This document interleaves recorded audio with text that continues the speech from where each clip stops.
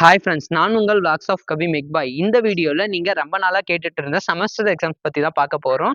Semester exam answer booklet வாங்கிட்டோம். அந்த booklet எப்படி இருக்கும், நீங்கள் அந்த புக்லெட்டில் என்னெல்லாம் பண்ணணும், என்னெல்லாம் பண்ணக்கூடாது, அண்டு இங்கிலீஷ் பைத்தான் சப்ஜெக்டில் பாஸ் ஆக சில விஷயங்கள் எல்லாமும் சொல்கிறேன். வாங்க வீடியோக்குள்ளே போகலாம்.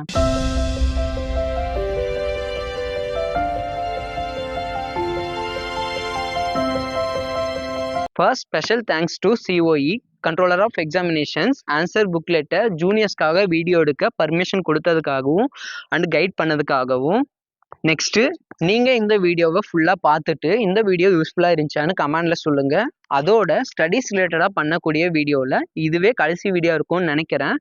ஸோ இதற்கப்புறமா ஸ்டடீஸ் ரிலேட்டடாக வீடியோவும் யோசிச்சிருக்கேன். என்னென்னாக்கா எலக்டிவ் பேப்பர்ஸ்னால் என்ன, அதில் honours, specialisation and minor degree இது போல் நிறைய இருக்குது. இன்னும் டிஸ்டிங்ஷன் இதெல்லாம் உங்களுக்கு தெரிஞ்சிருக்கும்.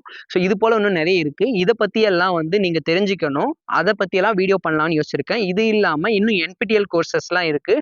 அது எப்படி பண்ணுறது, அது எதற்காக எல்லாம் பண்ணுறாங்க, இதை பற்றி எல்லாமும். அதுவும் இல்லாமல் லிங்க்டின் அப்படின்ற இருக்குது. அது அப்படின்னா என்ன, இதை நீங்கள் எப்படி ஆக்டிவாக வச்சுக்கணும், இதை பற்றி எல்லாம் இன்னும் டீட்டெயிலாக நிறைய வீடியோஸ் பண்ண யோசிச்சிருக்கேன். பட் நீங்கள் இதுக்கு இன்ட்ரெஸ்டடாக இருக்கீங்களான்றது எனக்கு தெரியணும். ஸோ நீங்கள் இந்த வீடியோ வேணும் அப்படின்னாக்கா கமெண்டில் சொல்லுங்கள். எத்தனை பேர் கமெண்டில் சொல்கிறீங்களோ அதை பொறுத்து தான் நான் அந்த வீடியோ பண்ணலாமா வேணாமான்னு முடிவு பண்ணுவேன். நெக்ஸ்ட்டு செமஸ்டர் எக்ஸாம் பற்றி பார்ப்போம். செமஸ்டர் எக்ஸாம் டைம் பார்த்தோம்னாக்கா மார்னிங், அதாவது ஃபேர்நூன் இருந்தாக்கா 10 o'clock டு ஆஃப்டர்நூன் 1 o'clock வரையும் நடக்கும். இதுவே ஆஃப்டர்நூன் எக்ஸாமாக இருந்தாக்கா 2 o'clock டு 5 o'clock வரைக்கும் நடக்கும். ஹால் டிக்கெட் நீங்கள் வாங்கினதுமே சைன் பண்ணுறதுக்கு முன்னாடி இந்த டீட்டெயில்ஸ் எல்லாமும் செக் பண்ணிக்கணும். அதாவது உங்களோட ரெஜிஸ்டர் நம்பர், நேமு, உங்களோட எல்லா டீட்டெயில்ஸுமே, அதுக்கப்புறம் சப்ஜெக்ட் கோடு, சப்ஜெக்ட் நேமு, ஸ்பெல்லிங்கோட செக் பண்ணிக்கோங்க. அதுக்கப்புறம் ஃபேர்நூன் இதெல்லாமும் டேட் ஏதாச்சும் ரிப்பீட்டடாக வந்திருக்கா இதெல்லாமும் கரெக்டாக செக் பண்ணி, ஏதாச்சும் மிஸ்டேக்ஸ் இருந்துச்சு அப்படின்னாக்கா 7 daysக்குள்ளே நீங்கள் COEக்கு இன்ஃபார்ம் பண்ணணும். இன்ஃபார்ம் பண்ணிங்கன்னா மட்டும்தான் உங்களுக்கு சேஞ்ச் பண்ணி நியூ ஹால் டிக்கெட் கொடுப்பாங்க. இதை பார்த்துட்டு அதுக்கப்புறமா ஹால் டிக்கெட்டுக்கு வாங்கிறதுக்கு சைன் பண்ணிக்கோங்க. அதுக்கப்புறம் ஹால் டிக்கெட்லேயே இங்கே சைன் பண்ணணும். எக்ஸாம் அன்னைக்கு அட்லீஸ்ட் மார்னிங் 9 o'clock காலேஜ் வர மாதிரி பார்த்துக்கோங்க. ஏன்னா ஃபஸ்ட் இயர்லாம் 9:30 எக்ஸாம் ஹால்குள்ளே போயிடணும். ஸோ அதுக்கு முன்னாலே ரிவிஷன்லாம் பண்ண டைம் வேணும். அண்ட் வாஷ்ரூம்ஸ்லாமும் போயிட்டு உங்கள் திங்ஸை எடுத்துகிட்டு போகவே டைம் சரியாக இருக்கும். 9 o'clock exam hall number, seating அரேஞ்ச்மெண்ட்லாமும் நோட்டீஸ் போர்டில் ஒட்டியிருப்பாங்க. உங்கள் எக்ஸாம் ஹால் சீட்டிங் அரேஞ்ச்மெண்ட்லாம் பார்த்துட்டு எக்ஸாம் ஹால் வெளியில் தான் வெயிட் பண்ணணும், உள்ளெல்லாம் போகக்கூடாது. எக்ஸாம் ஹால் இன்விஜிலேட்டர்ஸ் செக் பண்ணி உள்ளே அலோவ் பண்ணால் மட்டுமே உள்ளே போகணும். டே ஸ்காலர்ஸ்லாமும் சீக்கிரமாக வர்றது நல்லது. பஸ் மிஸ் பண்ணிட்டீங்கனாலும் லேட் ஆகிடும். ஸோ சீக்கிரமாக வர பாருங்கள். 9:30 உங்கள் எக்ஸாம் ஹால் டிக்கெட், தேவையான ஸ்டேஷனரி திங்ஸ் எடுத்துகிட்டு ஐடி கார்டு வெரி மஸ்ட்டு, அதை கண்டிப்பாக கொண்டு வந்துடுங்க. எக்ஸாம் ஹாலுக்கு வெளியிலவே சீட்டிங் நம்பர் கொடுத்துருப்பாங்க. அந்த சீட்டிங் நம்பர் தெரிஞ்சுக்கிட்டு ஹால் டிக்கெட் அண்ட் ஐடி கார்டெலாம் செக் பண்ணிவிட்டு உள்ளே அனுப்பிடுவாங்க. எக்ஸாம் ஹால்குள்ளே போனதுக்கு அப்புறமா உங்களுக்கு என்ன டவுட்ஸாக இருந்தாலுமே எழுந்து எல்லாம் நிற்கக்கூடாது, எழுந்தும் வரவும் கூடாது. ஒன்லி ஹேண்ட் ரைஸ் மட்டும் நீங்கள் இருக்கிற இடத்துல இருந்து பண்ணணும். உங்களோட எக்ஸாம் ஹால் இன்விஜிலேட்டர் என்னன்னு கேட்பாங்க. அதுக்கப்புறம் என்ன டவுட்ஸ்னாலும் நீங்கள் கேட்டுக்கலாம். ஏதாச்சும் மிஸ்டேக்ஸ் இருந்தாலும் சொல்லலாம். சப்போஸ் உங்களுக்கு வாட்டர் ஏதாச்சும் குடிக்கணும் அப்படின்னாலுமே ஹேண்ட் ரைஸ் பண்ணிவிட்டு வாட்டர் அப்படின்னு கேட்டிங்கனாக்கா நீங்கள் போய் குடிச்சிட்டு வரலாம். மற்றபடி பிரேக் எக்ஸாம் ஹால்குள்ளே போகிற மாதிரி பார்த்துக்காதீங்க, முன்னாலே முடிச்சுட்டு வந்துடுங்க. இந்த 4 months நீங்கள் எவ்வளோ தான் படிச்சிருந்தாலுமே இப்போ நீங்கள் இந்த 3 hours உங்கள் புக்லெட்டில் என்ன எழுத போகிறீங்களோ அதை பொறுத்து தான் நீங்கள் பாஸ் ஆகிறதும் உங்களோட கிரேட் இன்க்ரீஸ் ஆகிறதும் எல்லாமே இருக்குது. எக்ஸாம் ஹால்குள்ளே இதுவுமே உங்களுக்கு புக்லெட் கொடுத்துருப்பாங்க. Government college of engineering autonomous பர்கூர்னுடைய செமஸ்டர் எக்ஸாமினேஷன் புக்லெட் பார்த்தோன்னா இப்படி தான் இருக்கும். இதில் ஃபஸ்ட்டு நீங்கள் கொடுத்ததுமே என்ன பண்ணணும்னாக்கா புக்லெட்டை ஃபுல்லாக செக் பண்ணணும். என்னென்னலாம் செக் பண்ணணுன்னாக்கா கரெக்டாக எல்லாமே ஸ்ட்ரிச் பண்ணியிருக்காங்களா, அண்டு எல்லாமே கரெக்டாக பிரிண்ட் ஆகிருக்குதா, கொஷின் நம்பர், பேஜ் நம்பர், இது எல்லாத்தையுமே கரெக்டாக செக் பண்ணணும். எங்கேயாச்சும் லைன்ஸ் கிராஸ் ஆகவோ, இல்லை ஏதாச்சும் கிழிஞ்சிருந்தாவோ, இல்லை ஏதாச்சும் வேறு ஏதாச்சும் டேமேஜ் இருந்தாவோ, இல்லை எங்கேயாச்சும் இங்க் ஏதாவது பட்டிருந்தாவோ, இது போல் எந்த டேமேஜாக இருந்தாலுமே உங்கள் எக்ஸாம் ஹால் இன்விஜிலேட்டர்ஸ் கிட்ட இன்ஃபார்ம் பண்ணி அதை ரிட்டர்ன் பண்ணிவிட்டு உங்களுக்கு வேறு கொடுப்பாங்க. இது எல்லாத்தையும் செக் பண்ணிவிட்டு தான் நீங்கள் இது எல்லாமே ஃபில் பண்ணணும். இப்போ இதை எப்படி ஃபில் பண்ணுறதுன்றத சொல்கிறேன். ஃபில் பண்ணுறதுக்கு உங்களோட ஹால் டிக்கெட்டை எடுத்துக்கணும். ஹால் டிக்கெட்டில் பார்த்தோம்னாக்கா எல்லாமே உங்களுக்கு கொடுத்துருப்பாங்க. இதை தான் இங்கே எழுத போகிறீங்க. ஹால் டிக்கெட்டில் ஃபஸ்ட்டு உங்களோட ரெஜிஸ்டர் நம்பரை கரெக்டாக இந்த பாக்ஸில் எழுதிக்கணும். கரெக்டாக இத்தனை பாக்ஸ் வந்து கொடுத்துருப்பாங்க. உங்களோட ரெஜிஸ்டர் நம்பருக்கு தகுந்த மாதிரி இந்த பாக்ஸ் இருக்கும். உங்களுக்கு வந்து அதிகமாக இருந்தாலும் 60 நம்பர் இருந்தாலும் அந்த பாக்ஸ் இருக்கும். ஸோ கரெக்டான நம்பரை பார்த்து ஃபில் பண்ணுங்கள். எந்த ஒரு மிஸ்டேக்கும் ஃபில் பண்ணும்போது இருக்கக்கூடாது. ஓவர் ரைட்டும் பண்ணக்கூடாது. மிஸ்டேக் எதுனா ஆச்சுனாலும் ஒயிட்னர் எதுவுமே கொடுக்க மாட்டாங்க. ஸோ கேர்ஃபுல்லாக நம்பரை பார்த்து கரெக்டான ரெஜிஸ்டர் நம்பரை இங்கே ஃபில் பண்ணுங்கள். அதுக்கு அடுத்ததாக பார்த்தோம்னாக்கா இங்கே உள்ள எந்த பாக்ஸஸுமே நீங்கள் ஃபில் பண்ணக்கூடாது. நீங்கள் ஃபில் பண்ண வேண்டியது எல்லாமே subject code, title, date and session. இதையுமே நீங்கள் என்ன பண்ணணும் அப்படின்னாக்கா உங்களோட ஹால் டிக்கெட்டில் இருக்கும். ஹால் டிக்கெட்டில் என்னென்னா இது வந்து டேட் வைஸ் கொடுத்துருப்பாங்க.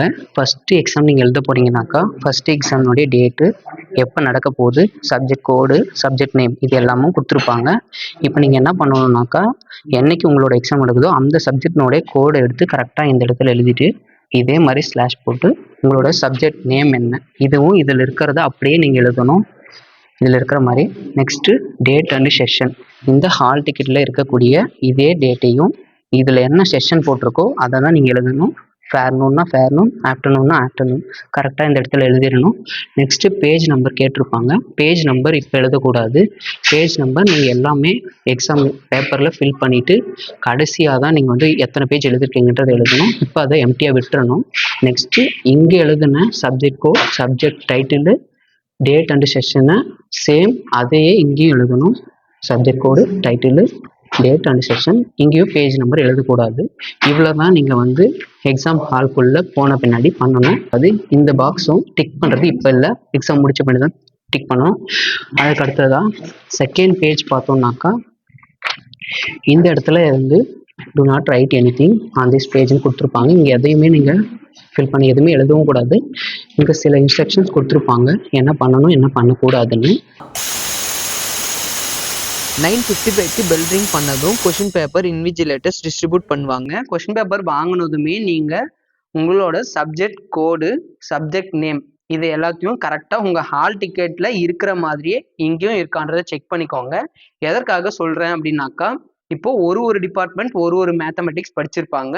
ஸோ மேக்ஸ் சப்ஜெக்ட்னும் போது வேறு கொஷின்ஸ் வந்திருக்கும். மாற்றி வேறு டிபார்ட்மெண்ட்னுடைய மேக்ஸ் கொஷின் பேப்பர் உங்களுக்கும் வர சான்சஸ் இருக்குது. அதனால தான் சொல்கிறேன் சப்ஜெக்ட் கோடை எல்லாத்தையுமே கரெக்டாக செக் பண்ணுங்கள்.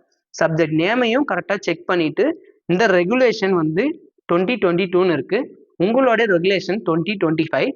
ஸோ அதையும் ப்ராப்பராக கரெக்டாக செக் பண்ணி உங்களோட கொஷின் பேப்பர் எல்லாத்தையும் கரெக்டாக இருக்கான்றதை செக் பண்ணிவிட்டு அதுக்கப்புறமா உங்களோட ரெஜிஸ்டர் நம்பரை ஃபுல்லாக கரெக்டாக ப்ராப்பராக எழுதிக்கோங்க. அதுக்கப்புறம் தான் நீங்கள் கொஷின் பேப்பரே படிக்க ஸ்டார்ட் பண்ணணும்.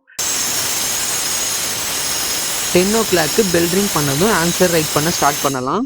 பார்ட் 2 மார்க்கை கரெக்டாக எழுத ஸ்டார்ட் பண்ணுங்கள். ஏன்னா எந்த ஒரு ஓவர் ரேட்டிங்கும் இல்லாமல் ஹேண்ட் ரைட்டிங் நீட்டாக கரெக்டான ஆன்சரை தெளிவாக எழுதுங்க. ஃபஸ்ட்டு, செகண்ட், தேர்டுன்னு ஸ்டார்ட் பண்ணி. ஏன்னா ஃபஸ்ட்டு பேஜ் அந்த பேஜில் இருந்து தான் உங்களோட பெஸ்ட் இம்ப்ரெஷன் க்ரியேட் ஆகும். இங்கேருந்து தான் பார்ட்டியே ஸ்டார்ட் ஆகும். உங்களோட கொஷின் பேப்பரில் 10 கொஷின்ஸ் கொடுத்துருப்பாங்க 2 மார்க்கு. அதுக்கு தகுந்த மாதிரி தான் இங்கேயும் 10 கொஷின் நம்பர்ஸ் கொடுத்துருப்பாங்க. அவங்களே இங்கே கொஷின் நம்பர் 1 கொடுத்துட்டாங்க. நீங்கள்லாம் எதுவும் எழுதக்கூடாது. நீங்கள் எழுத வேண்டியது எல்லாமே உங்களுக்கு கொஷின் நம்பர் 1ல் என்ன கொஷின் கேட்டாங்களோ அதற்கான ஆன்சரை மட்டும்தான் இங்கே எழுதணும். அதுவும் இந்த லைன்ஸ்குள்ளே தான் எழுதணும். இந்த கொஷின் நம்பர் 2ன்னு இருக்குது பார்த்தீங்களா, இதுக்கு கீழெல்லாம் போகக்கூடாது. இங்கேருந்து வேறு கொஷின்ஸ் தான் எழுதணும். ஸோ இதுக்குள்ளவே முடிச்சுக்கிற மாதிரி பார்த்துக்கணும். நெக்ஸ்ட் கொஷின் நம்பர் 2 இது போல் கண்டினியூ ஆகி மொத்தமாக 10 கொஷின்ஸ் உங்களுக்கு கொடுத்துருப்பாங்க. கொஷின் நம்பரும் போட்டு தெளிவாக கொடுத்துட்ருப்பாங்க. நீங்கள் எல்லாமே இதுக்குள்ளே தான் எழுதியாகணும். அதே போல் இங்கே எந்தனா ஒரு மிஸ்டேக்ஸ் பண்ணிட்டாலும் வேறு இடத்துலலாம் பார்ட் பிலெல்லாம் கொண்டு போயெல்லாம் 2 மார்க்கை எழுதக்கூடாது. 2 மார்க் இந்த இடத்துல தான் எழுதி ஆகணும். மேத்தமெட்டிக்ஸ் சப்ஜெக்ட் மாதிரி ஏதாச்சும் ஸ்டெப்ஸ் அதிகமாக 2 மார்க் அந்த பேஜில் பத்தலை அப்படின்னாக்கா அந்த கொஷின் மட்டும் என்ன பண்ணிக்கலாம்னாக்கா இந்த இடத்துல ஒரு கொஷின் நம்பரே இல்லாமல் பார்ட் பிக்கு முன்னாலே ஒரு பேஜ் இருக்கும். இங்கே நீங்கள் எழுதிக்கலாம். ஸோ அது எப்படின்னாக்கா 2 இடத்துல எழுதக்கூடாது. ஒரு எக்ஸாம்பிளுக்கு நான் சொல்கிறேன்னா இப்போது 7th கொஷினில் தான் உங்களுக்கு அந்த மாதிரி பெரிய கொஷின் இருக்குது அப்படின்னாக்கா நீங்கள் என்ன பண்ணணும்னா இந்த இடத்த ஸ்ட்ரைக் அவுட் பண்ணிவிட்டு இந்த 7th கொஷினுடைய ஆன்சரை எடுத்து இங்கே கொஷின் நம்பர் 7ன்னு போட்டு இங்கே நீங்கள் அது 1 பேஜுக்கு கூட எழுதிக்கலாம். ஸோ இது ரேராக உங்களுக்கு பேஜ் ரொம்ப அதிகமாக போகுதுன்ற பட்சத்தில் மட்டும்தான் இங்கே எழுதணும். மற்றபடி நீங்கள் ஹாஃப் பேஜ்னாக்க இங்கே தான் எழுதி ஆகணும். ஸோ இந்த 2 மார்க்ஸ் எல்லாமே இங்கே முடிச்சிடுங்க. உங்களுக்கு புக்லெட்டில் ஒரு புக் நம்பர்னு ஒன்று கொடுத்துருப்பாங்க. இதை வந்து உங்களோட அட்டெண்டன்ஸ் ஷீட்டில் வந்து கரெக்டாக எழுதணும். இந்த நம்பர் தான் அது. ஸோ உங்களுக்கு என்ன நம்பர் வருதோ அதை எழுதிட்டு சைன் பண்ணணும். உங்களுக்கு செமஸ்டர் எக்ஸாம்ஸில் கொடுக்கக்கூடிய எல்லா புக்லெட்டுமே பார்த்தோம்னாக்கா ரூல்டில் தான் இருக்கும், அன்ரூல்டெலாம் வராது. ஸோ எந்த மேக்ஸ் எக்ஸாம் ஆகட்டும் எல்லா எக்ஸாம்ஸ்க்குமே பார்த்தோம்னாக்கா அன்ரூல்டெலாம் வராது, ரூல்டு மட்டும்தான் வரும். ஸோ அதனால நீங்கள் இந்த லைன்ஸில் தான் எல்லாமே எழுதி ஆகணும். லைன் 1 லைன் விட்டு அது மாதிரிலாம் எழுதக்கூடாது. இப்போ கரெக்டாக வந்து இத்தனை லைன் எழுதி ஃபில் பண்ணுற மாதிரி பார்த்துக்கோங்க. நெக்ஸ்ட்டு டைம் வந்து ரொம்ப ரொம்ப முக்கியம். 3 ஹவர்ஸ்க்குள்ளே தான் நீங்கள் எல்லாத்தையுமே ரைட் பண்ணி எக்ஸாமை முடிச்சாகணும். அனலாக் வாட்ச் ஒன்று இந்த மாதிரி வந்து வாங்கிக்கோங்க. ஏன்னா அனலாக் வாட்ச் மட்டும்தான் உங்களை அலோவ் பண்ணுவாங்க உள்ள. டிஜிட்டல் எதுவுமே இருக்கக்கூடாது. எலக்ட்ரானிக்ஸ் காம்பனண்ட்டும் எதுவுமே வந்து உங்களை அலோவ் பண்ண மாட்டாங்க. அது உங்களுக்கும் தெரியும். இது போல் வாங்கிக்கோங்க. உங்களுக்குன்னு தனியாக எதுக்காக சொல்கிறேன்னாக்கா ஒரு கொஷின்ஸ்க்கும் இவ்வளோ செட் ஆஃப் டைம் வந்து பார்த்துட்டு நீங்கள் வந்து கரெக்டாக அதுக்குள்ளே முடியுங்க. ஏன்னா வந்து நீங்கள் பாட்டுக்கு எழுதிட்டு இருந்தீங்கன்னாக்கா எவ்வளோ டைம் போகுதுன்றது உங்களுக்கு தெரியாது. அதற்காக இது கொஞ்சம் வச்சுக்கிட்டிங்கன்னா உங்களுக்கு யூஸ்ஃபுல்லாக இருக்கும். இப்போ டைம் மேனேஜ் பண்ணுறதை பற்றி ஒரு ஐடியா கொடுக்குறேன். 2 மார்க்ஸ் மொத்தமாக 2 மார்க்ஸ் உங்களுக்கு இருக்கும். ஒரு 2 மார்க்ஸ்க்கும் 4 மினிட்ஸே போதுமானது. என்னை பொறுத்த வரைக்கும் மேக்ஸிமம் 4 மினிட்ஸ். அதுக்குள்ளவே முடிச்சிட்டிங்கனாலும் நெக்ஸ்ட் கொஷின்ஸ்க்கு போயிடுங்க. அதாவது சப்போஸ் உங்களுக்கு ஏதாச்சும் கொஷின்ஸ் ஆன்சர் தெரியலனாக்கா அதை வந்து ஸ்கிப் பண்ணிவிட்டு நெக்ஸ்ட் கொஷின் போயிடுங்க. பார்ட் பியில் பார்த்தோம்னாக்கா 16 மார்க்ஸ் கேட்டிருப்பாங்க. அந்த 16 மார்க்ஸ்க்கு எவ்வளோ டைம் எடுத்துக்கலாம் அப்படின்னாக்கா மேக்ஸிமம் ஒரு 25 மினிட்ஸ் எடுத்துக்கோங்க. அதுக்கு மேலேயும் போச்சுனாலும் உங்களுக்கு மற்ற கொஷின்ஸ்க்கு ஆன்சர் பண்ண டைம் கிடைக்காது. எதற்காக டைமை வந்து இவ்வளோ இம்பார்ட்டண்ட்டாக உங்களுக்கு சொல்கிறேன் அப்படின்னாக்கா நீங்கள் எல்லா கொஷின்ஸுமே அட்டன் பண்ணணும்.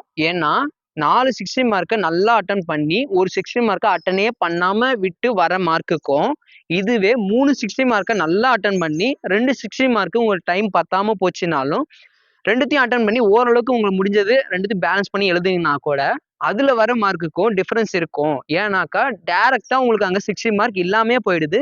மீது அந்த 4 60 மார்க்குமே நீங்க என்னதான் நல்லா எழுதினாலும் உங்களுக்கு ஃபுல் மார்க் வர்றது ரொம்ப ரொம்ப கஷ்டம். இதுவே நீங்க பேலன்ஸ் பண்ணி எழுதுனீங்கன்னா கூட அந்த 60 மார்க்ல பாதி உங்களுக்கு 8 மார்க் இல்லை 10 மார்க் போட்டாங்கன்னா கூட உங்களுக்கு மார்க் வந்து எக்ஸ்ட்ரா கிடைக்கும். அதனால சொல்றேன் எல்லா கொஸ்டின்ஸுமே அட்டன் பண்ணணும். ஒரே கொஸ்டின்ஸ்க்கு கான்சென்ட்ரேட் பண்ணிட்டு டைம் வேஸ்ட் பண்ணாதீங்க. அதுக்காக தான் ஒரு கொஸ்டின்ஸ்க்கும் இவ்வளோ டைமுக்கு மேலே எடுக்காதீங்கன்னு சொல்றேன். ஏன்னா உங்களுக்கு அதுல என்னதான் பண்ணீங்கனாலும் அந்த 16 மார்க்குக்கு மேலே உங்களுக்கு கொடுக்கவே போறது கிடையாது. அதனால எல்லா கொஸ்டின்ஸ்க்கும் டைம் மேனேஜ் பண்ணி அட்டன் பண்ணிட்டு வர மாதிரி பாருங்க. பிக் கொஸ்டின்ஸ்க்கு 60 மார்க்கு 25 மினிட்ஸ் எடுத்துக்கோங்க மேக்ஸிமம். அதுக்குள்ள முடிச்சிட்டீங்கனாலும் நெக்ஸ்ட் கொஸ்டின்ஸ்க்கு போயிடுங்க. அந்த 2 மார்க் விட்டதையும் பார்த்தீங்கன்னாக்கா சீக்கிரமா முடிச்சுட்டு அதையும் ஃபில் பண்ற மாதிரி பார்த்துக்கோங்க. மற்றபடி இன்னும் சில விஷயங்கள் எல்லாமோ அந்த 3 ஹவர்ஸ்க்குள்ளவே பண்ண வேண்டியது இருக்கு. பேலன்ஸ் இருக்கிற அந்த டைம்லையும் அதை பண்ணணும். பார்ட் பியை பொறுத்த வரல 60 மார்க்னா எத்தனை பக்கம் எழுதணும் அப்படின்ற ஒரு ஐடியா கொடுக்குறேன். மேக்ஸிமம் 6 பேஜ் எழுதுங்க. மினிமம் ஒரு 4 பேஜாவது எழுதுங்க. அப்போதான் உங்களுக்கு அட்லீஸ்ட் 60 மார்க்கு கொஞ்சமாவது உங்களுக்கு மார்க் கொடுப்பாங்க. ஏன்னா நீங்கள் 60 மார்க்கு 4 பேஜ் கூட எழுதணும்னா 60 மார்க்குக்கு பாதி கூட கொடுக்கறது கஷ்டமாக போயிடும். ஸோ அட்லீஸ்ட் 4லேருந்து 6 பேஜாஸ் எழுத ட்ரை பண்ணுங்க. இதுவே 8 மார்க்காக இருந்தாக்கா மினிமம் 2 பேஜஸ்லேருந்து மேக்ஸிமம் 3 பேஜஸ்க்குள்ளே எழுதுகிற மாதிரி பார்த்துக்கோங்க. இந்த பக்கத்தில் பார்த்து எழுதுறது, திரும்புறது, பிட் பேப்பர்ஸ் எடுத்துகிட்டு போய் அதை பார்த்து எழுதுறது, இதெல்லாம் தயவு செய்து பண்ணாதீங்க. இதெல்லாம் பண்ணீங்கன்னா கண்டிப்பாக நீங்கள் பாஸ் ஆக மாட்டீங்க. அங்கே இருக்கிறவங்ககிட்ட கண்டிப்பாக நிச்சயமாக மாட்டிப்பீங்க. மாட்டினீங்க அப்படின்னாக்கா உங்களோட அந்த செம்மில் எழுதுனது எழுத போகிறது எல்லாமே வந்து வித் ஹெல்டு அப்படின்னு வந்துடும் ரிசல்ட்டில். அதாவது ரிசல்ட்டில் வந்து மார்க்கும் வராது, நீங்கள் பாஸ் ஆஃப் ஃபெயிலாக எதுவுமே வராது, வித் ஹெல்டு அப்படின்னு வந்துடும். ஸோ இது ஒரு பிளாக் மார்க். இந்த நேமை யாருமே வாங்கக்கூடாது. அதற்கு நீங்கள் இந்த மாதிரி மிஸ்டேக்ஸ் எதுவுமே பண்ணக்கூடாது. மால் ப்ராக்டிஸில் புக் பண்ணிடுவாங்க. இது போல் பண்ணிங்கன்னா இந்த மாதிரி ஒரு பிரச்சனை வந்துடும். நீங்கள் அதுக்கப்புறம் திரும்பவும் அந்த சப்ஜெக்ட் எல்லாத்தையுமே எழுதணும். நீங்கள் ஆல்ரெடி எழுதியிருந்தா கூட அதெல்லாம் எதுவுமே திருத்த மாட்டாங்க. ஸோ இந்த மிஸ்டேக்கை மட்டும் யாருமே பண்ணக்கூடாது. பார்ட் பி வந்து உங்களுக்கு கொஷின்ஸ் இப்படி தான் கேட்டிருப்பாங்க. 11th கொஷின்லேருந்து 15th கொஷின் வரைக்கும் வந்து பார்ட் பி இருக்கும். இது வந்து 16 மார்க் ஒரு கொஷின்ஸ்க்கும் இருக்கும். இதை வந்து ஸ்ப்ளிட் பண்ணியும் கேட்டிருப்பாங்க. இப்போ இதை வந்து எப்படி நீங்கள் எழுதணுன்றது ஒன்று சொல்கிறேன். இப்போ 11 கொஷின்ஸ் அட்டன் பண்ணுறீங்கன்னாக்கா உங்களுக்கு டைரக்ட் 16 மார்க் வந்திருக்கலாம். இல்லைன்னா வந்து இது போல் 10 6 இல்லை 12 4 இந்த மாதிரி கூட ஸ்ப்ளிட் பண்ணி கேட்டிருக்கலாம் மார்க்ஸை. ஸோ நீங்கள் அதுக்கு தகுந்த மாதிரி எதை அட்டன் பண்ண போகிறீங்கன்றதை ஒரு இது பண்ணிவிட்டு 11A அதுக்கப்புறம் 1 இது போல் கொடுத்துருக்கிறத எல்லாத்தையுமே இங்கே எழுதணும். சப்போஸ் உங்களுக்கு டைரக்ட் 16 மார்க் வந்திருக்குனாக்கா அப்போ மட்டும் ஏ மட்டும்தான் இருக்கும். டைரக்ட் 16 மார்க்னா ஏபி இந்த மாதிரி 1 2 எல்லாம் போட்டிருக்காது. ஸோ நீங்கள் அதுக்கு தகுந்த மாதிரி அங்கே வந்து இந்த இடத்துல எழுதிக்கணும். போல் உங்களுக்கு பார்ட் பியில் வந்து 9th பேஜில் ஸ்டார்ட் பண்ணி 38th பேஜ் வரைக்குமே உங்களுக்கு கொடுத்துருப்பாங்க. இதற்குள்ளவே வந்து பார்ட் பியை வந்து எழுதி கம்ப்ளீட் பண்ணிக்கணும். இதற்கு மேலெல்லாம் போகக்கூடாது.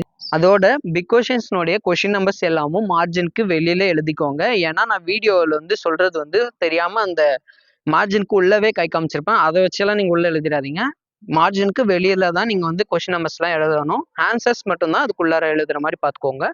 அதே போல டயக்ராம்ஸ் எல்லாமும் பேஜை ஃபில் பண்றேன்றதுக்காக ஒரு பக்கத்துக்கும் வந்து பெருசு பண்ணி வரைஞ்சிடாதீங்க.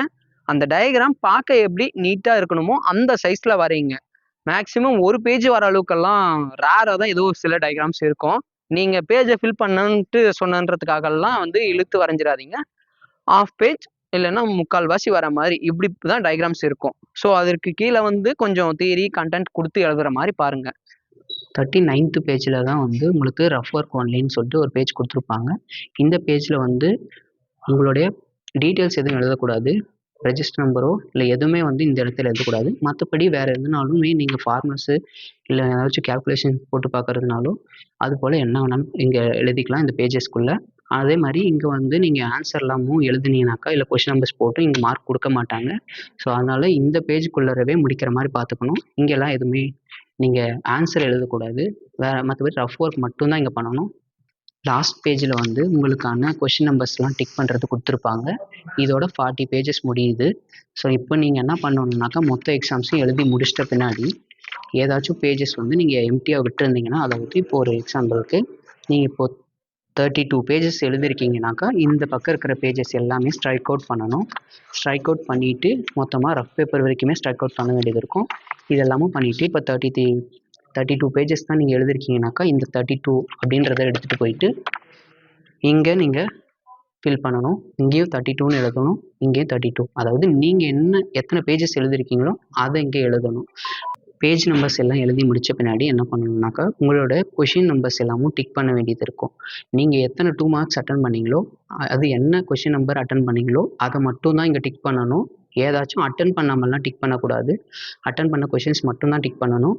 பார்ட் பிலும் பார்த்தோன்னாக்கா 11, 12, 13ன்னு மொத்தமாக 15 கொஷின் நம்பர்ஸ் கொடுத்துருப்பாங்க. அதுலேயும் ஏபின்னு கொடுத்துருப்பாங்க. இதில் நீங்கள் ஏதாச்சும் ஒன்று தான் அட்டன் பண்ணியிருப்பீங்க. அந்த சப்போஸ் இப்போ வந்து நீங்கள் அட்டன் பண்ணியிருக்கீங்க அப்படின்னாக்கா ஏல டேரக்ட் 16 மார்க்காக இருந்துச்சுனாக்கா இந்த 1ல் மட்டும் டிக் பண்ண போதும். அப்படி இல்லை அது வந்து ஸ்ப்ளிட் பண்ணி கேட்டிருந்தாலே நீங்கள் வந்து 1, 2 ரெண்டுத்துலையுமே டிக் பண்ண வேண்டியது இருக்கும். இது போல் தான் டிக் பண்ணணும். ஸோ நீங்கள் அதுக்கப்புறமா 12ல் இப்போது நீங்கள் வந்து பி அட்டன் பண்ணியிருக்கீங்க அப்படின்னாக்கா பிக்கு நேராக 12க்கு பிக்கு நேராக இங்கே வந்து டிக் பண்ணிக்கணும். ஸோ இது வந்து டேரக்ட் 16 மார்க்காக இருந்தால் 1 மட்டும் தான் டிக் பண்ணணும். ஸ்ப்ளிட் பண்ணி கேட்டிருந்தா மட்டும்தான் ரெண்டுத்தையும் டிக் பண்ணணும். இதை வந்து கேர்ஃபுல்லாக பார்த்து கரெக்டாக டிக் பண்ணிக்கோங்க. நீங்கள் எப்படி எதை டிக் பண்ணிடுறீங்களோ அதுக்கு மட்டும்தான் மார்க் போடுவாங்க. அதே போல் ஏபியில் ரெண்டுத்தையும் டிக் பண்ணிக்க கூடாது. ஏதாச்சும் ஒன்று தான் டிக் பண்ணணும். ஸோ டிக் பண்ணும்போது கேர்ஃபுல்லாக பார்த்து கரெக்டாக டிக் பண்ணிட்டு போகணும். நீங்கள் எக்ஸாம் ஹாலில் அந்த 3 ஹவர்ஸ்க்குள்ளே தான் இந்த ஒர்க்கையும் பார்க்கணும். 1 o'clock முன்னாடியே இதையும் பண்ணி முடிச்சிடணும். இதே போலவே இங்கே எல்லாத்தையும் டிக் பண்ணியிருப்பீங்க. லாஸ்ட்டு பேஜ்லேயும் இதே போலவே 2 பாக்ஸ் கொடுத்துருப்பாங்க. அங்கே டிக் பண்ண கொஷின் நம்பர்ஸையே இங்கேயும் பார்த்தோன்னாக்கா டிக் பண்ணி முடிக்கணும். இது எல்லாமும் வந்து ஃபஸ்ட் டைம் திருத்துறதுக்காக இது வந்து ரீவேல்யூஷன் போகிறது. ஸோ வந்து நீங்கள் ரெண்டுத்தையும் எல்லாமே டிக் பண்ணியிருந்தால் தான் ரீவேல்யூஷன் போட முடியும். ஸோ கேர்ஃபுல்லாக எல்லாத்தையுமே டிக் பண்ணி முடிங்க. இங்கேயும் நீங்கள் வேறு எந்த பாக்ஸஸுமே ஃபில் பண்ணக்கூடாது. இதையும் ஞாபகம் வச்சுக்கோங்க. இந்த பேஜில் வந்து டிக் பண்ணுறது மட்டும்தான் நம்மளுடைய ஒர்க்கு. இங்கேயும் அதே தான். வேறு எதுலையுமே நீங்கள் கை வைக்கக்கூடாது. உங்களுக்கு அடிஷ்னல்லாம் எதுவும் கொடுக்க மாட்டாங்கன்னு சொல்லியிருப்பேன். அதாவது உங்களுக்கு ஏதாச்சும் கிராஃப் மாதிரி ஏதாவது வந்துச்சுன்னா அப்போ மட்டும் கிராஃப் ஷீட் கொடுப்பாங்க. அதற்கு மட்டும்தான் நீங்கள் வந்து பஞ்ச் பண்ணி உங்களுக்கு வந்து த்ரெட் போடுற மாதிரி இருக்கும். ஸோ நீங்கள் அந்த கிராஃப்லேயுமே நீங்கள் என்ன பண்ணணுன்னாக்கா ரெஜிஸ்டர் நம்பர் எதுவுமே உங்கள் டீட்டெயில் எதுவுமே எழுதக்கூடாது. அந்த கிராஃப் வந்து உங்களுக்கு என்ன கொஷின்ஸில் கேட்டிருக்காங்களோ அதனுடைய கொஷின் நம்பர் மட்டும்தான் அந்த கிராஃப் ஷீட்டில் எழுதணும். ஸோ அதையும் ஒரு ஞாபகம் வச்சுக்கோங்க. இதை மட்டும் பண்ணிட்டீங்கனாக்கா உங்களோட ஒர்க் முடிஞ்சிடும். அதுக்கப்புறமா புக்லெட்டை வந்து இன்விஜிலேட்டர்ஸ் கிட்ட கொடுத்துட்டு வந்துடணும். இங்கிலீஷ் அண்ட் பைத்தான் சப்ஜெக்டை பற்றி பார்ப்போம். இந்த 2 பேப்பருமே எனக்குமே கஷ்டமான பேப்பர் தான். அதனால தான் நான் வந்து இந்த வந்து தனியாக வீடியோ பண்ணல. இருந்தாலும் நீங்கள் வந்து கேட்டுட்டு இருக்கறனால ஃப்ரெண்ட்ஸ் கிட்ட டிஸ்கஸ் பண்ணி சில விஷயங்கள் எனக்கு தெரிஞ்சதும் ஃப்ரெண்ட்ஸ் கிட்ட டிஸ்கஸ் பண்ணதும் வச்சு சில விஷயங்கள் சொல்கிறேன். இங்கிலீஷ் சப்ஜெக்டை பொறுத்த வரைக்கும் 2 மார்க்ஸ் ரொம்ப இம்பார்ட்டன்ட். அண்ட் லெட்டர் ரைட்டிங்கும் நல்லா வந்து பார்த்துட்டு போய் கரெக்டாக அதனுடைய சப்டாபிக்ஸ் இதெல்லாமும் நீட்டாக எழுதுங்க. ஸ்பெல்லிங் மிஸ்டேக்ஸ் இருக்கவே கூடாது. அண்டு ஹேண்ட் ரைட்டிங்கும் வந்து பார்த்தோன்னா ஓரளவுக்காவது நீட்டாக எழுத ட்ரை பண்ணுங்க. பேஜஸ்மே பார்த்தோன்னாக்கா ஒரு 8 மார்க் கேட்டிருக்காங்கன்னா அட்லீஸ்ட் 2 to 3 பேஜஸாவது எழுதுங்க. 60 மார்க்னாலும் அதுக்கேற்ற மாதிரி எழுதுங்க. ரொம்ப கம்மியாக எழுதிங்கனாலும் நீங்கள் பாஸ் ஆகிறதும் கஷ்டம் தான். இந்த லெட்டர் ரைட்டிங் இதெல்லாமும் 2 மார்க்ஸ் இதெல்லாம் எழுதுனீங்கனாக்கா பாஸ் ஆகிறதுக்கு சான்சஸ் அதிகமாக. நெக்ஸ்ட்டு பைத்தான் சப்ஜெக்ட் பற்றி பார்ப்போம். பைத்தானில் ப்ரோக்ராம் ரொம்ப ரொம்ப இம்பார்ட்டண்ட்டு. ப்ரோக்ராமே இல்லாமல் வெறும் தியரி மட்டும் எழுதுனீங்கனாக்கா பாஸ் ஆகுறது ரொம்ப ரொம்ப கஷ்டம். தியரியும் வந்து ஃபுல்லாக படிச்சுக்குவாங்க, அதையும் எழுதுங்க. ப்ரோக்ராமை வந்து மக்கப் பண்ணாதீங்க தயவுசெய்து. ப்ரோக்ராமை புரிஞ்சு படிங்க. புரிஞ்சு படிச்சிங்கன்னா மட்டும்தான் அங்கே வேறு ப்ரோக்ராம் கேட்டாலும் உங்களால் வந்து ஆன்சர் பண்ண முடியும். ஸோ இதெல்லாம் பண்ணிங்கன்னா பாஸ் ஆகிறதுக்கு அதிக சான்சஸ் இருக்குது. நான் வந்து இது போல் ப்ரோக்ராமை புரிஞ்சு படித்ததால் மட்டும்தான் நான் வந்து ஜஸ்ட்டு பாஸ் ஆகுது ஆனேன். ஸோ நீங்களும் அது போல் வந்து நிறைய இன்னும் படிக்கணும். அந்த மாதிரி ப்ரோக்ராமை படிச்சிங்கன்னா பாஸ் ஆகும். All the best to all the first year students. எல்லாருமே எக்ஸாம் நல்லா பண்ணுங்கள். ஆல் கிளியர் பண்ணி நல்ல கிரேடாக எடுங்க. வாழ்த்துக்கள். நன்றி, வணக்கம்.